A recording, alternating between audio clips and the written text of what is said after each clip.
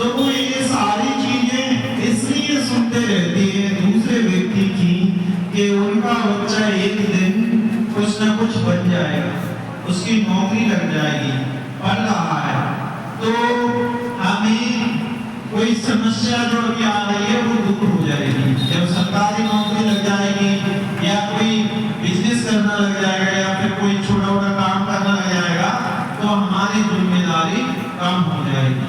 सिर्फ ऐसी उम्मीद से पेरेंट्स सुनते रहते हैं बाहर के लोगों की बात और कैसे भी करके वो पैसे कमाते रहते हैं और आपकी पढ़ाई पर खर्च करते रहते हैं।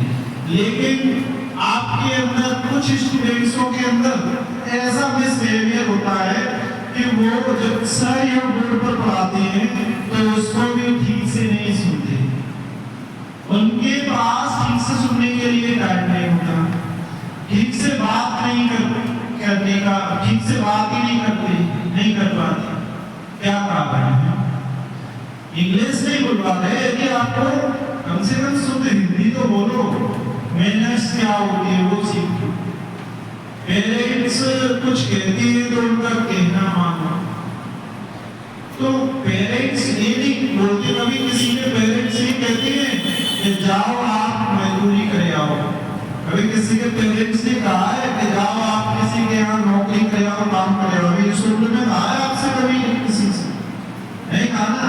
सिर्फ इसलिए क्योंकि ये जो उम्र है वो आपकी पढ़ने की है, और जब पढ़ने की उम्र है तो आपके पेरेंट्स आपको पढ़ा रहे हैं। इसलिए आपको अपने दिमाग में ये बात अच्छे से रख लेनी चाहिए कि हर स्थिति में हमें पढ़ना है। जब माता पिता हमें पढ़ा रहे हैं तो आपको समय पे कोचिंग आना है और कोचिंग में ठीक से बैठना है, किसी को परेशान नहीं करना है, समय पर अपना होमवर्क करना है, समय पर क्लास अटेंड करनी है और अच्छे नंबर लाना है। ये आपका लक्ष्य होना चाहिए। और दूसरा, आपको अभी से एक टारगेट बना लेना चाहिए कि मुझे यह बनना है, मुझे यह बनना है।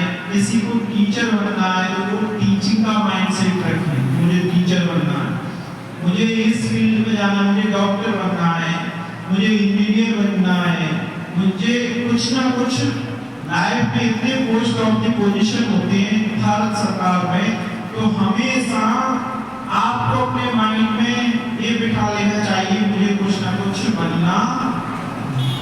जो हमारा स्पीच प्रोग्राम है वो यही खत्म होता है।